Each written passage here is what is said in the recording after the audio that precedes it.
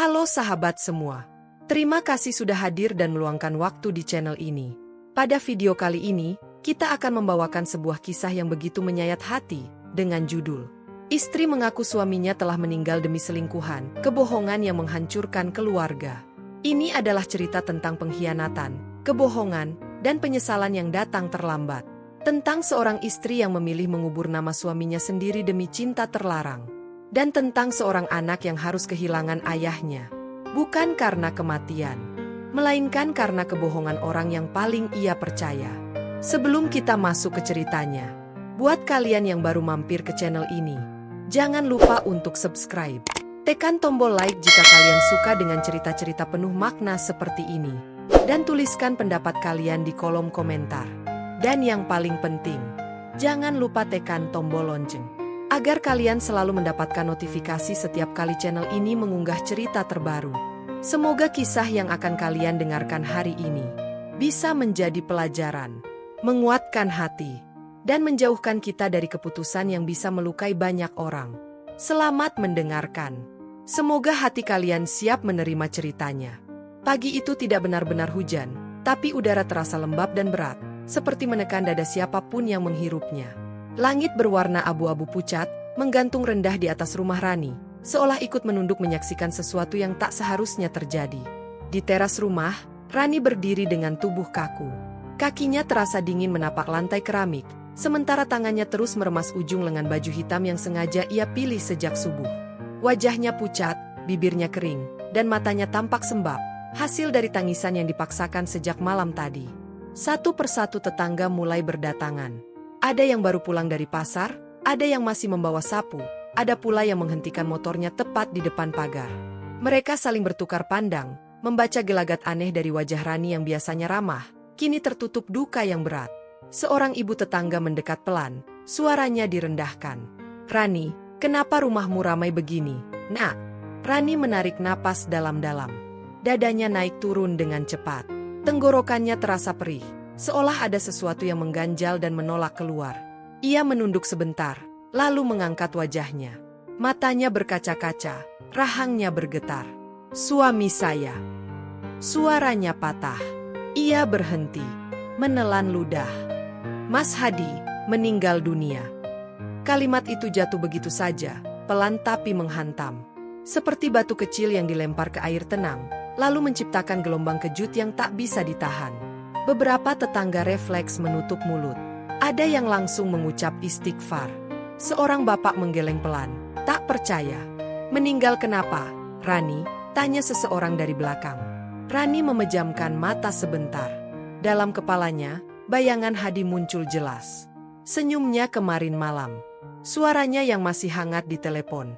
Tangannya yang belum lama ini menggenggam tangan Rani sambil berkata pelan, "Kita masih bisa bicara baik-baik." Dadanya terasa sesak, bukan karena kehilangan, tapi karena kebohongan yang akan ia lanjutkan. "Kecelakaan kerja," jawab Rani akhirnya. "Di luar kota." Ia mengusap pipinya cepat-cepat, seolah menyeka air mata yang tak benar-benar ingin jatuh. Seorang tetangga langsung memeluknya erat. "Sabar ya, Rani. Ikhlas. Ini sudah kehendak Tuhan." Rani membalas pelukan itu dengan tubuh kaku. Tangannya naik perlahan, menepuk punggung orang yang memeluknya, tapi sentuhan itu terasa asing. Hatinya berdegup kencang. Setiap ucapan bela sungkawa terdengar seperti palu kecil yang memukul batinnya. "Tadi malam masih baik-baik saja," katanya, celetuk seorang ibu lain, wajahnya penuh curiga sekaligus iba. Rani mengangguk cepat. "Iya, saya juga nggak nyangka. Mendadak sekali. Saya dapat kabarnya subuh." Ia memalingkan wajah, pura-pura tak sanggup menahan tangis. Padahal sebenarnya, ia takut jika ada yang menatap terlalu lama, takut sorot matanya mengkhianati kebenaran.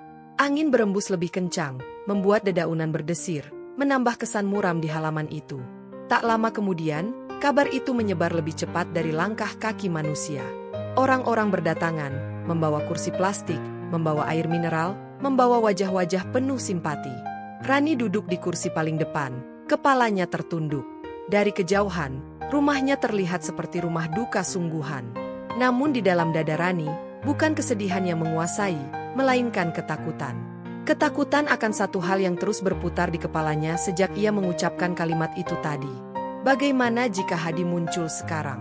Dan ketika pikiran itu melintas, jantung Rani berdetak semakin keras, karena di saat yang sama, ponsel di saku bajunya tiba-tiba bergetar pelan, seolah memberi isyarat bahwa kebohongan ini baru saja dimulai.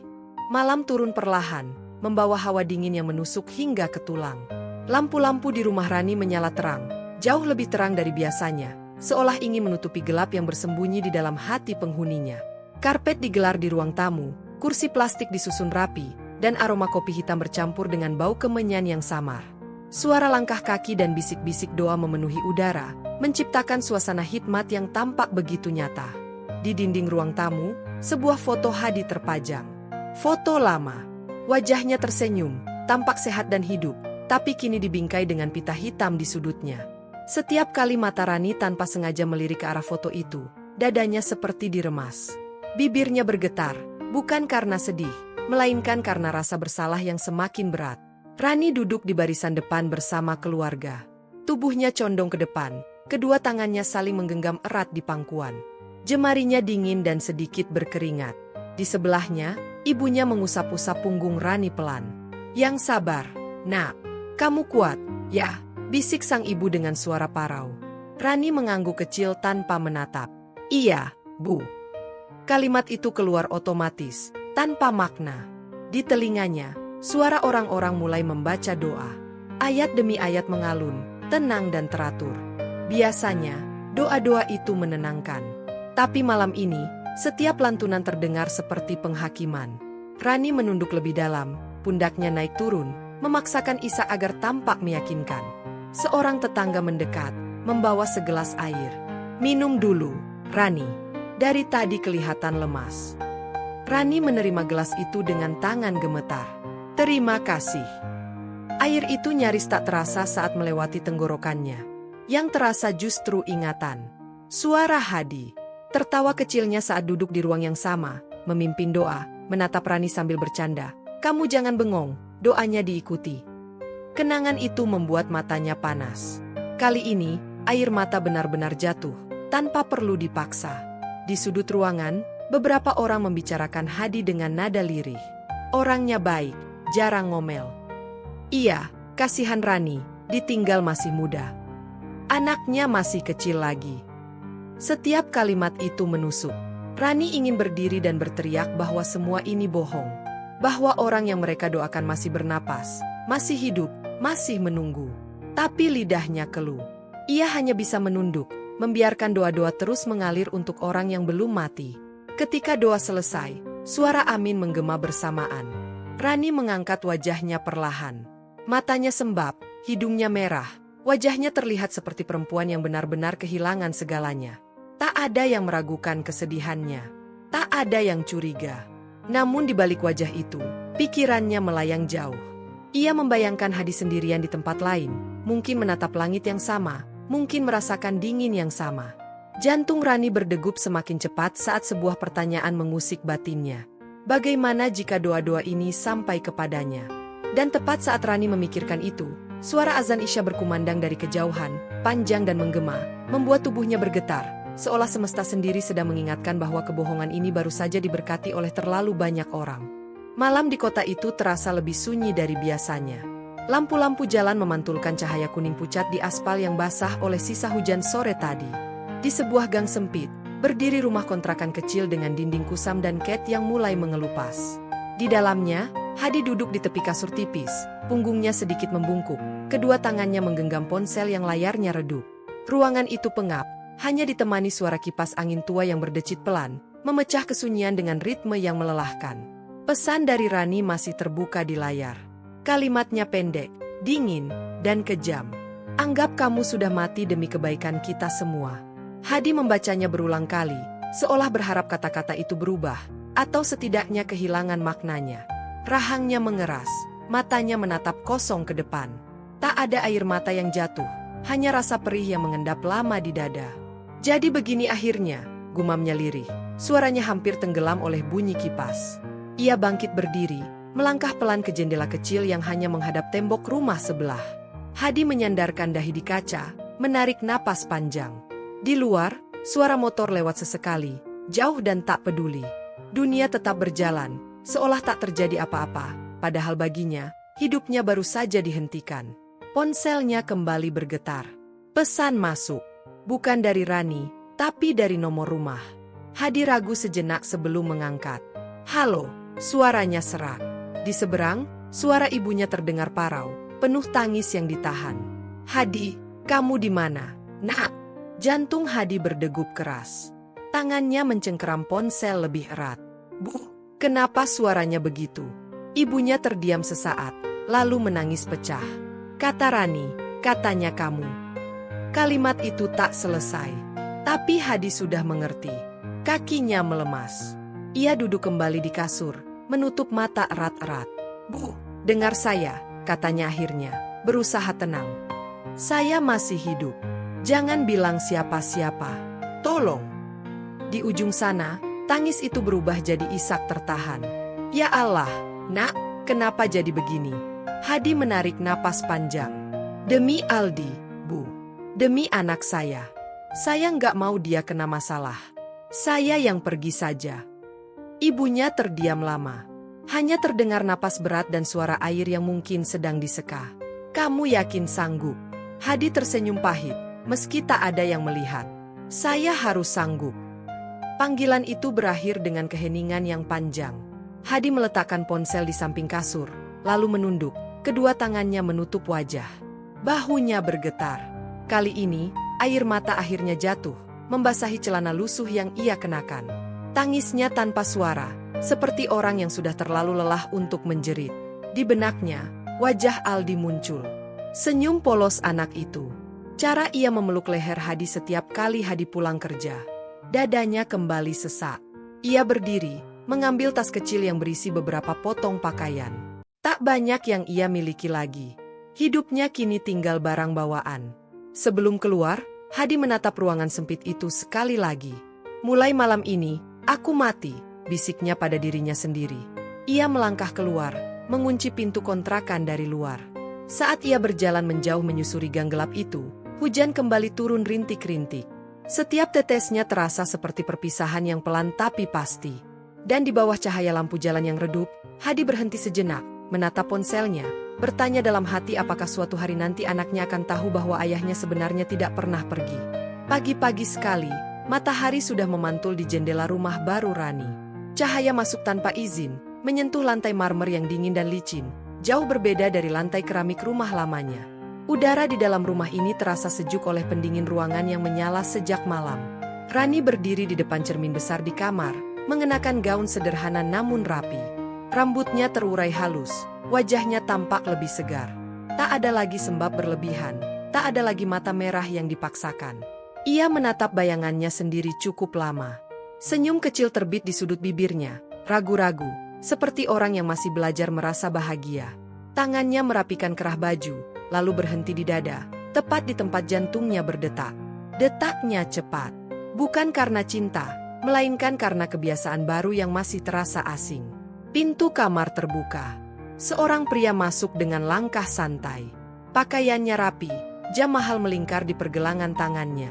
Pria itu tersenyum lebar. Kamu sudah siap? Tanyanya. Rani mengangguk. Iya. Aldi masih tidur. Biarkan saja. Anak-anak butuh waktu, jawab pria itu sambil meraih kunci mobil. Hari ini kita sarapan di luar.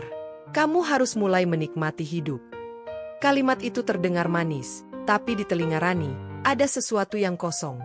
Ia mengikuti pria itu keluar kamar, melewati ruang tamu luas dengan sofa empuk dan dekorasi modern. Semua tampak indah. Terlalu indah. Tak ada satupun sudut yang mengingatkannya pada Hadi.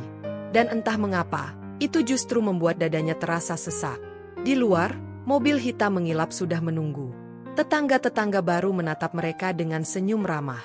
Seorang ibu berbisik pada temannya, itu janda yang suaminya meninggal tragis itu.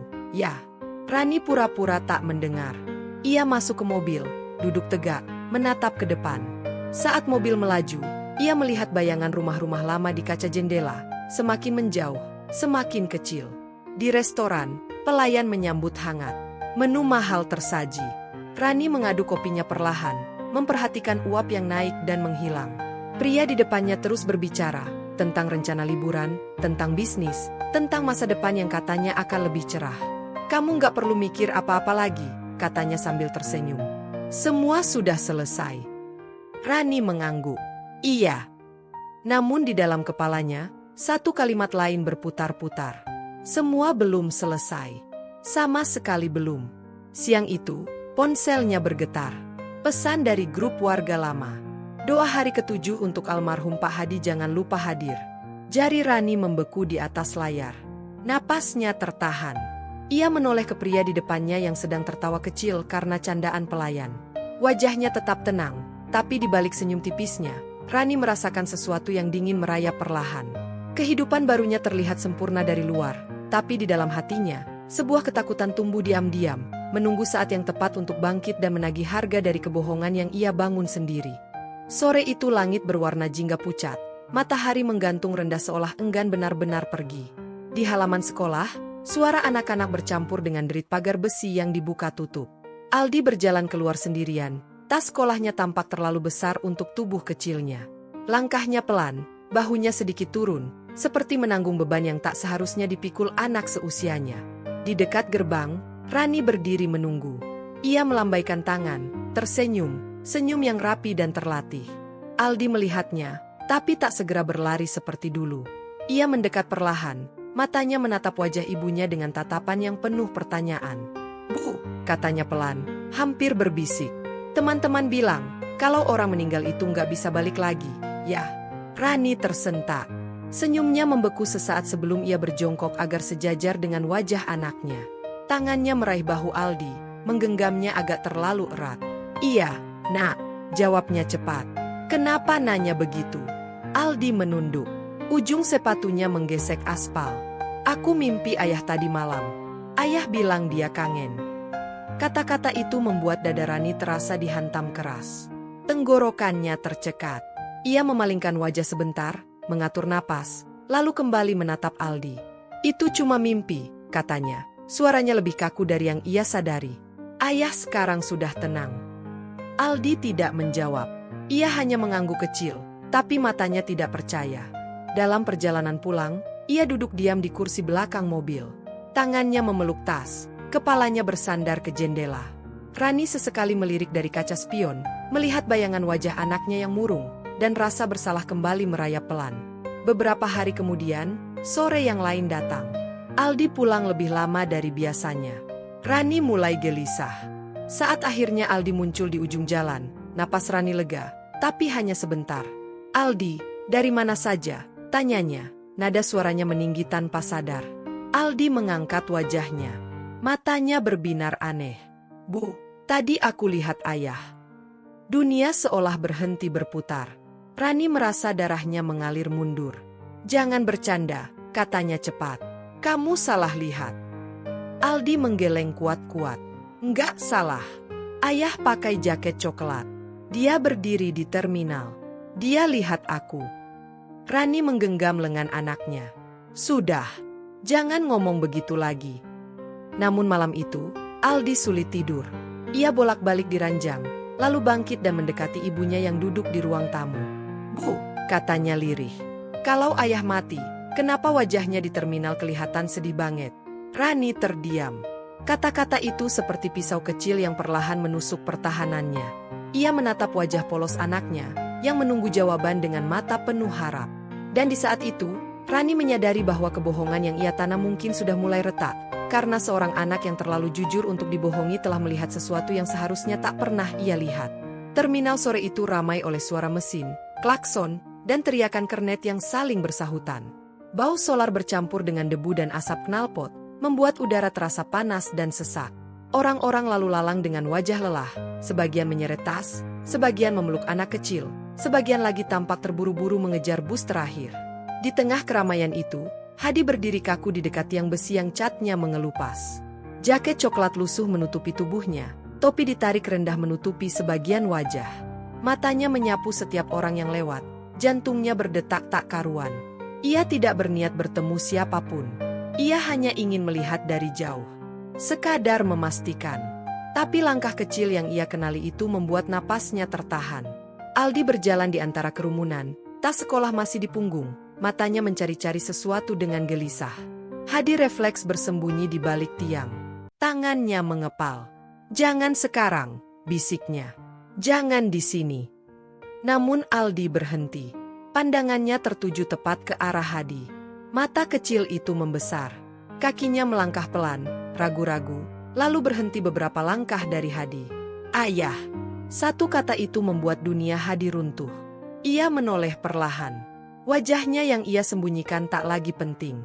Aldi berlari, menabrak dada Hadi, memeluknya erat seperti takut sosok itu menghilang lagi. Tubuh Hadi menegang, lalu melemah. Tangannya bergetar saat akhirnya membalas pelukan itu. "Ayah kemana saja?" Suara Aldi pecah. Kata ibu ayah sudah mati. Hadi menutup mata. Napasnya tersendat. "Maafin ayah, nak," katanya lirih. "Ayah nggak bisa pulang." Tangis Aldi semakin keras. Orang-orang di sekitar mulai melirik. Hadi menunduk, mencoba menutupi wajah anaknya dengan tubuhnya sendiri. "Jangan nangis. Ayah di sini." Beberapa meter dari mereka, Rani berdiri kaku. Ia baru saja turun dari mobil saat melihat pemandangan itu. Kakinya terasa tak berpijak. Tangannya mencengkeram tas hingga jemarinya memutih. Dari kejauhan, ia melihat jelas pelukan itu. Pelukan yang seharusnya tak pernah ada. "Itu, nggak mungkin," gumamnya. Ia melangkah mendekat, perlahan, seperti orang yang berjalan di dalam mimpi buruk. Setiap langkah terasa berat. Saat jarak mereka tinggal beberapa meter, Hadi mengangkat kepala. Pandangan mereka bertemu. Wajah Hadi pucat, matanya basah, penuh luka yang belum sembuh. "Rani," katanya pelan. Satu kata itu cukup untuk meruntuhkan pertahanan Rani. Lututnya melemas. Tangannya gemetar hebat. Orang-orang di sekitar semakin memperhatikan, tapi Rani tak peduli. "Apa yang kamu lakukan di sini?" Suaranya bergetar. Kamu kan sudah mati," potong Hadi, pahit. "Itu yang kamu mau." Aldi menoleh ke ibunya, kebingungan. "Bu, ayah hidup, kan?" Rani tak mampu menjawab. Matanya berpindah dari wajah anaknya ke wajah Hadi, lalu kembali lagi. Tenggorokannya tercekat. Semua alasan yang pernah ia siapkan menguap begitu saja. Hadi menarik napas panjang. "Aku cuma mau lihat anakku. Itu saja." Suasana di sekitar mereka terasa menyempit. Suara terminal seperti menjauh. Rani sadar, terlalu banyak mata yang mulai memperhatikan. Terlalu banyak telinga yang bisa mendengar. Dan di tengah kekacauan itu, Rani tahu satu hal dengan pasti. Kebohongan yang ia bangun bertahun-tahun kini berdiri tepat di depannya. Hidup, bernapas, dan menunggu untuk menuntut jawaban. Malam itu rumah orang tua Rani dipenuhi cahaya lampu yang terlalu terang untuk suasana hati yang begitu gelap. Udara terasa panas meski kipas angin berputar kencang di sudut ruangan. Kursi-kursi kayu disusun membentuk setengah lingkaran, menghadap ke tengah ruang tamu, tempat Rani berdiri dengan tubuh kaku dan kepala tertunduk. Wajahnya pucat, matanya sembab, dan jemarinya saling mengunci erat, seolah jika dilepaskan, ia akan runtuh di tempat. Satu persatu anggota keluarga hadir. Ayahnya duduk paling depan, rahangnya mengeras. Ibunya duduk di samping, wajahnya penuh kekhawatiran. Di sisi lain, orang tua Hadi datang dengan langkah berat. Ibunya membawa tas kecil, tangannya gemetar, seolah sudah menduga kabar buruk yang akan ia dengar. "Ada apa sebenarnya?" Suara ayah Rani memecah keheningan. "Kamu bilang penting." Rani menelan ludah. Dadanya terasa sempit. Ia mengangkat wajahnya perlahan, menatap semua orang, lalu kembali menunduk. Suaranya keluar kecil. "Hadi tidak pernah meninggal." Ruangan itu seperti disambar petir. Ibunda Hadi terlonjak. "Apa maksudmu?" Rani menarik napas panjang. Kata-kata berikutnya keluar tersendat, tapi tak bisa ditarik kembali. Saya bohong. Hadi masih hidup." "Tidak mungkin," potong ayah Rani, suaranya meninggi. "Kita tahlilan, doa, semua orang tahu dia meninggal." Ibunda Hadi berdiri. Wajahnya memerah, matanya berkaca-kaca. "Jadi selama ini, kamu biarkan kami mendoakan anak kami yang masih hidup." Rani menutup wajahnya. Bahunya bergetar. "Maaf, saya salah." Suara kursi bergeser kasar. Ayah Hadi bangkit berdiri, tangannya mengepal. "Di mana anak saya sekarang?" Rani terdiam. Semua mata tertuju padanya. Udara terasa semakin berat. "Di luar kota," jawabnya akhirnya. Dia pergi sendiri. Ibu Rani tiba-tiba memegangi dadanya. Ya Allah! Tubuhnya limbung. Beberapa orang segera menopang. Suasana berubah panik. Tangis pecah. Rani melangkah maju, tapi ayahnya mengangkat tangan, menghentikannya. Cukup, katanya tegas. Kamu sudah membuat malu keluarga. Aldi berdiri di sudut ruangan, memeluk lututnya. Ia menatap ibunya dengan mata besar penuh kebingungan. Bu, katanya pelan. Kenapa ibu bilang ayah mati? Rani menoleh ke arah anaknya. Jantungnya terasa diremas. Ia berlutut, mendekat. Maafin ibu, nak. Namun sebelum ia bisa meraih Aldi, Ibunda Hadi lebih dulu maju. Ia memeluk cucunya erat. Kamu ikut nenek saja. Kalimat itu seperti palu terakhir. Rani terduduk lemas. Semua yang ia sembunyikan kini terbuka. Semua simpati berubah menjadi amarah dan kekecewaan. Dan di tengah tangis dan teriakan yang bersahutan, satu pertanyaan menggantung di udara, lebih berat dari semua tuduhan. Apakah Hadi akan kembali menghadapi keluarga ini, atau ia akan benar-benar menghilang setelah kebohongan ini terungkap? Hari-hari setelah pengakuan itu berjalan lambat, seolah waktu sengaja menyeret langkahnya agar Rani merasakan setiap detik penyesalan. Rumah yang dulu ramai kini sunyi. Tidak ada lagi suara tawa Aldi berlarian, tidak ada lagi panggilan kecil yang memecah pagi. Hanya jam dinding yang berdetak keras, terdengar jelas di ruang tamu yang kosong. Rani duduk sendirian di sofa, menatap pintu yang tertutup rapat, pintu yang terakhir kali dilewati anaknya tanpa menoleh ke belakang. Ponselnya tergeletak di meja. Tak ada pesan, tak ada telepon. Pria yang selama ini ia andalkan perlahan menghilang. Awalnya jarang menghubungi, lalu hanya membalas singkat, hingga akhirnya tak ada kabar sama sekali. Suatu malam, Rani memberanikan diri menelepon. Halo, suaranya lirih saat panggilan tersambung. Di seberang, suara pria itu terdengar datar. Rani, sebaiknya kita berhenti sampai di sini. Rani menelan ludah.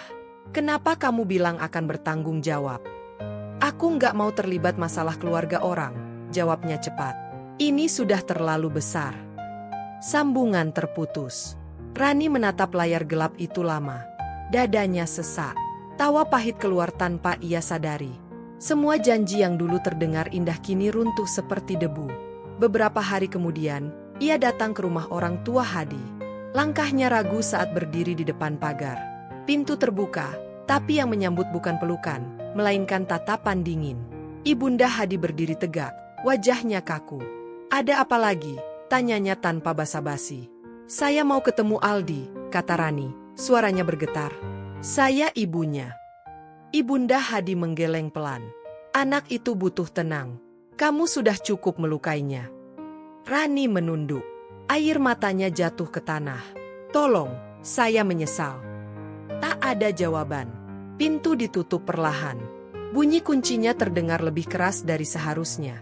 Rani berdiri lama di sana, berharap pintu itu terbuka kembali. Tapi harapan itu tak pernah datang. Malam itu hujan turun deras.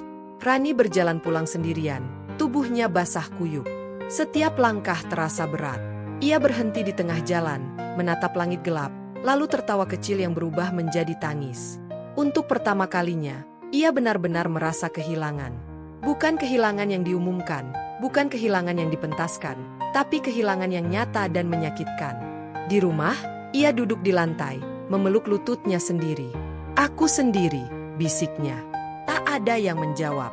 Dan di dalam kesunyian itu, Rani mulai sadar bahwa hukuman terberat dari kebohongannya bukanlah amarah orang lain, melainkan hidup tanpa satupun orang yang mau tinggal. Sementara di luar sana, seseorang yang pernah ia kubur hidup-hidup kini benar-benar menjauh, membawa satu-satunya alasan Rani untuk bertahan.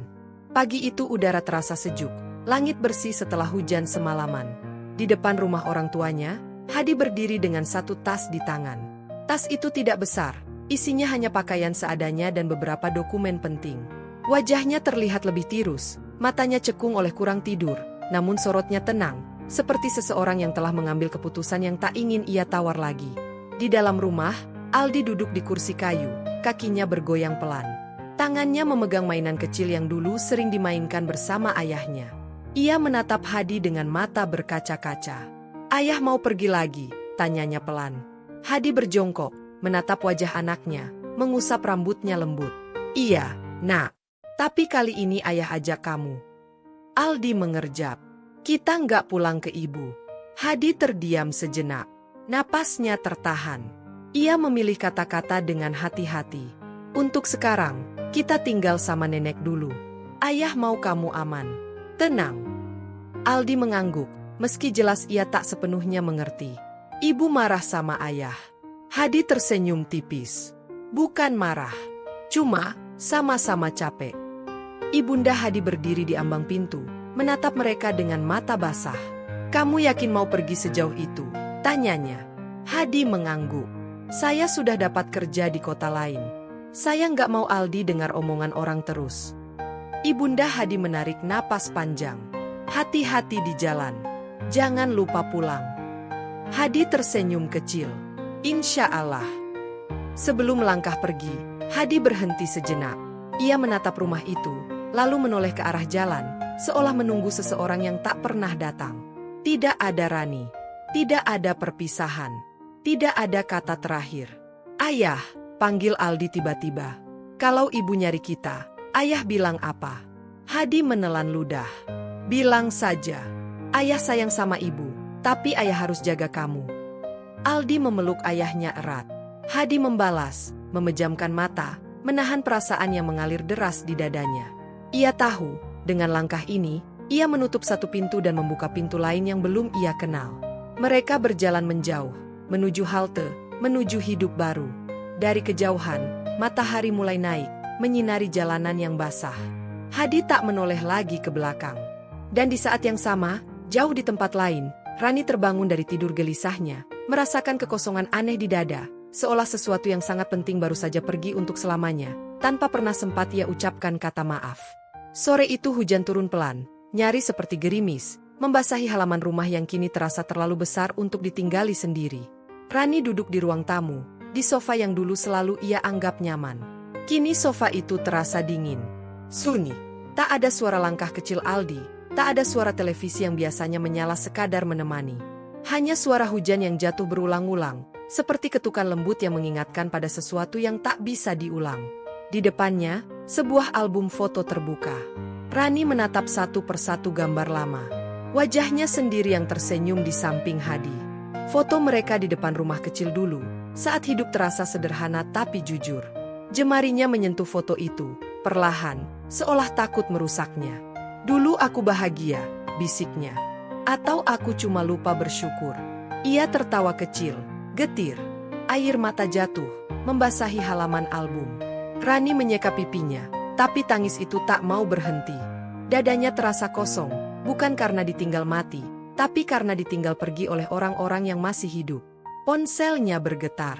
Satu pesan masuk. Dari nomor tak dikenal. Jantung Rani berdegup cepat. Ia membukanya dengan tangan gemetar. Kami sudah pindah. Aldi baik-baik saja. Tolong jangan cari kami dulu. Tak ada nama pengirim. Tapi Rani tahu siapa itu. Napasnya tercekat. Ia menekan ponsel ke dadanya, tubuhnya membungkuk, seolah menahan beban yang terlalu berat untuk dipikul sendirian. Aku minta maaf, katanya pelan, entah kepada siapa. Hujan di luar semakin deras. Rani berdiri, membuka pintu, membiarkan air hujan membasahi wajah dan rambutnya. Ia menengadah, membiarkan dingin menusuk kulit, berharap rasa sakit di luar bisa menyaingi sakit di dalam. Ia teringat kata-kata yang dulu pernah ia ucapkan dengan ringan, saat kebohongan itu pertama kali keluar dari mulutnya. Anggap kamu sudah mati. Kini kalimat itu berbalik menghantamnya. Hadi hidup, Aldi hidup. Tapi merekalah yang memilih pergi, dan Rani yang tertinggal. Malam turun. Lampu rumah tetap menyala, tapi tak ada kehangatan. Rani menutup pintu, kembali duduk sendirian.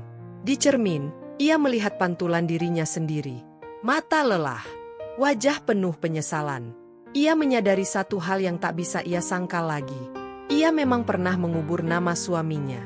Tapi pada akhirnya, yang benar-benar mati adalah hidup yang seharusnya bisa ia jaga. Dan di tengah hujan yang terus turun, Rani duduk diam, menunggu hari esok yang akan datang tanpa keluarga, tanpa tawa, hanya ditemani penyesalan yang akan tinggal bersamanya selamanya. Halo sahabat semua. Terima kasih sudah hadir dan meluangkan waktu di channel ini. Pada video kali ini, kita akan membawakan sebuah kisah yang begitu menyayat hati, dengan judul Istri Mengaku Suaminya Telah Meninggal Demi Selingkuhan, Kebohongan yang Menghancurkan Keluarga. Ini adalah cerita tentang pengkhianatan, kebohongan, dan penyesalan yang datang terlambat. Tentang seorang istri yang memilih mengubur nama suaminya sendiri demi cinta terlarang. Dan tentang seorang anak yang harus kehilangan ayahnya. Bukan karena kematian, melainkan karena kebohongan orang yang paling ia percaya. Sebelum kita masuk ke ceritanya, buat kalian yang baru mampir ke channel ini, jangan lupa untuk subscribe. Tekan tombol like jika kalian suka dengan cerita-cerita penuh makna seperti ini. Dan tuliskan pendapat kalian di kolom komentar. Dan yang paling penting, jangan lupa tekan tombol lonceng, agar kalian selalu mendapatkan notifikasi setiap kali channel ini mengunggah cerita terbaru. Semoga kisah yang akan kalian dengarkan hari ini bisa menjadi pelajaran, menguatkan hati, dan menjauhkan kita dari keputusan yang bisa melukai banyak orang. Selamat mendengarkan. Semoga hati kalian siap menerima ceritanya. Script closing YouTube. Sahabat semua, itulah kisah yang baru saja kita dengarkan bersama. Sebuah cerita yang mengajarkan bahwa kebohongan sekecil apapun, jika dibiarkan tumbuh, akan menghancurkan lebih banyak hal daripada yang pernah kita bayangkan. Terima kasih sudah setia menonton dan mendengarkan cerita ini sampai selesai. Semoga kisah ini bisa menjadi pengingat untuk kita semua, agar selalu jujur, menjaga kepercayaan, dan tidak menyakiti orang-orang yang tulus mencintai kita. Jika kalian merasa cerita ini menyentuh hati, jangan lupa untuk like, share, dan komentar agar channel ini terus berkembang. Sekali lagi, terima kasih telah menonton. Sampai jumpa di cerita penuh makna berikutnya.